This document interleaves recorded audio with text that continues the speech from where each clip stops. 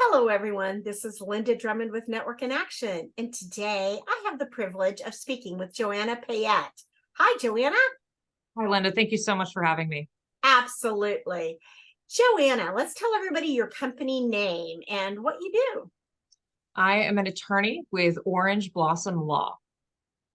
Awesome. So I've got a couple of twofold question. Number one, I love the company name. How did you come up with that name?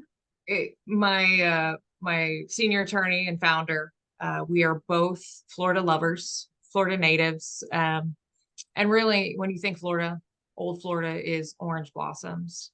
There used to be citrus grows everywhere.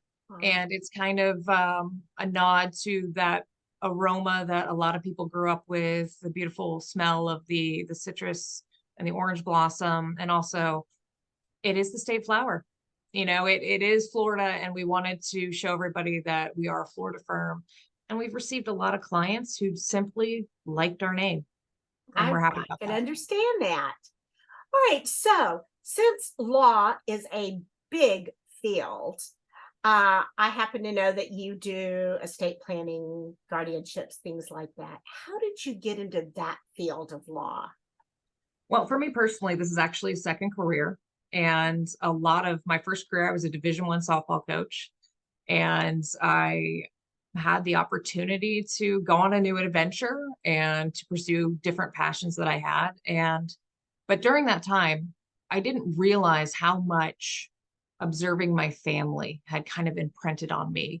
My mom took care of her sisters. One had a ruptured brain aneurysm, the other one had cancer, and my grandmother, who, my mother was a wonderful caregiver, but also they had proper estate planning in place. And I saw my mom, take care of them. I also lost two cousins in their 30s with no planning, and their families were devastated, obviously. And then there was a bit of chaos with the lack of preparation. No one thinks they're going to die in their 30s.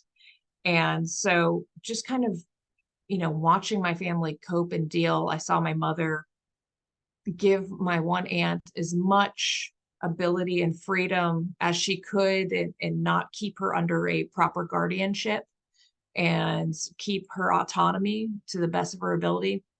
So there's so many things that I didn't realize really kind of imprinted on me. And everyone deserves that kind of care and support and proper planning, regardless of where you come from in life. And that's really when I got into law school, and then I was just like, man, this is the area. If I can offer compassion to people during a very difficult time, then I have done my job. And if I can lessen the burden, then again, I have done my job. Wow, that is a great story. Softball coach, huh? Yes, yes. For 13 years, I also played Division I softball. Oh my goodness. You've been busy. I have been busy. I have been busy, and everyone was kind of shocked when I left that profession because I was successful. I had a lot of awards and different things like that, and I decided to invest in myself, and I haven't regretted it one bit. That is a wonderful story. Thank you. So, knowing how important that field is, so do you have a success story you could share with us? Absolutely. We've got a couple. We had one gentleman come to us, and his wife was diagnosed with a rare brain disorder, and she passed away very quickly. But they had an adult son. It was not his biological adult son, who had a disability and needed a guardian. And we were able to advocate for him. We were able to offer care and compassion while he and his family navigated this terrible process and terrible loss.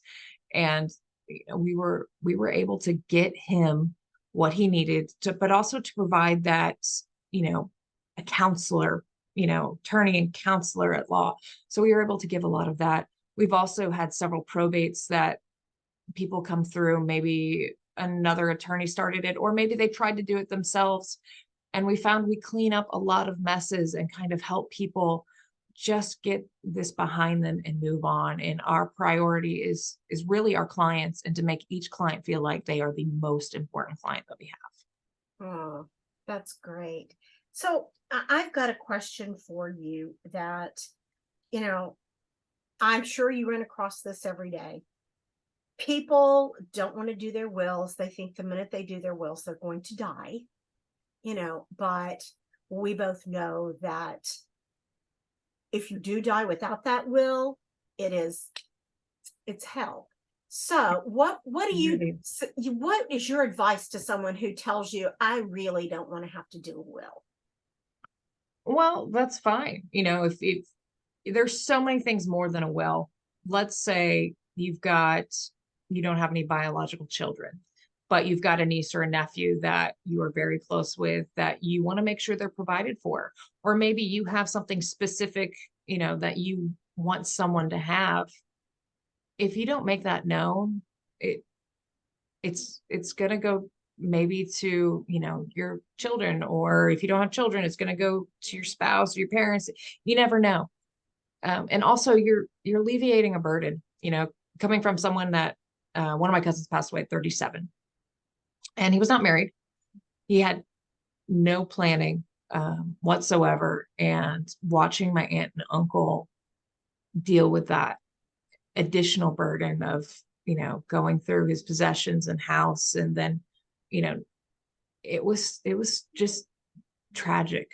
And it is a gift that you can give your family. um that's the best thing, is to be like, you know what, we all have an inevitability to no longer be here, but if you can lessen that burden on the people that love you, it really is the greatest gift. And there's another piece of estate planning, is your wishes. Maybe you were in a car accident and you're on life support, and they're not sure you're going to make it, you're brain dead, but you're just going to, be there. Maybe you don't want that. Or maybe you do. Maybe you want every last means possible to try to, to help you survive. Your family needs to know that. And the doctors need to know that. And you need to provide that in a proper document that is, executed in the state that you live. That's another piece. Sometimes you can pull wills and stuff from online, but if they don't have the proper method of execution, then they're not going to be worth anything in that state. Thank you, Joanna. I love that term. It's a gift, because it is, to It those that really are is. left Yeah. behind. All right. So tell me, what would you consider a good referral for you? Anyone. I mean, that's the thing about estate planning, is that if you're 18 years old, you should have a will, you should have a plan. You might not have a lot of assets, but that's okay. You have wishes, and your family needs to know your wishes. You know, a big document for us is power of attorney.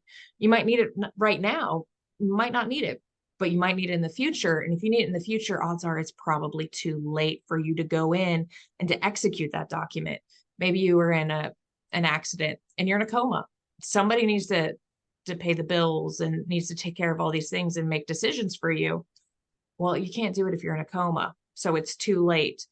And then at that point, someone might have to go get a guardianship over you, and that's a whole nother expensive route that you might have to go through. So a a good referral for me is anyone. Really, it is any, avenue of life. Please get some proper planning.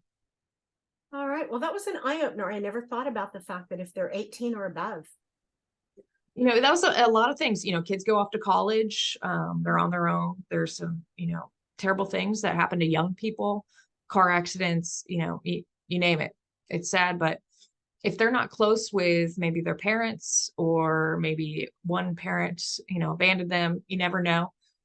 If an 18-year-old passes away, or anyone that is not married and doesn't have kids, it goes to their parents, and they don't realize that maybe they want their siblings to have everything, and they're not thinking of, what does this, if there's no will, what does the law of the state say? And a lot of times it's not what people want.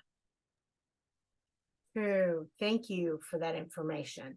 So now on to a later topic. What do you like to do for fun? I am a big lover of cats, coffee, and books. So I'm a good time at parties, let me tell you. I love history. I love traveling. I love sports. Obviously, I come from Division I sports. So it's nice to just sit back and be a fan. Go to, my mom's got tickets to the Magic game, so I'll go with her. Love football, baseball, hockey. It's fun just to be a fan these days instead of being it my career. Um, and I'm definitely a big nerd. I love, Orange Blossom Law. There's a lot of cool historical things that you don't realize that are in Florida. I love exploring those. And of course, I know I mentioned it before, but cats, definitely cats. I'm a big cat fan. Thank goodness, since I have one that keeps demanding to be in here. I Uh, know. I'm a little jealous right now. yes. All right. So, if someone wants to reach out to you, Joanna, how can they contact you? The best way, you can go to our website. We've got a little tab on there that you can book an appointment, free consultation with us. You can email us, you can text us. Really, all of my information is online, but my best way is probably phone call, text message, whatever's easiest for you. We like to communicate in with our clients and prospective clients in a way that they are comfortable with. And right now, a lot of that's texting, and we have a great text system that we can immediately respond to you. All right. Well, fantastic. It has been such a pleasure The speaking with pleasure's been you, all mine, Linda. and educational, which is nice. So I wish you the best of luck in your business and welcome to Network in Action. Thank you very much. I'm very excited to join. Great. You have a fantastic day. Thank you, you too. Thanks.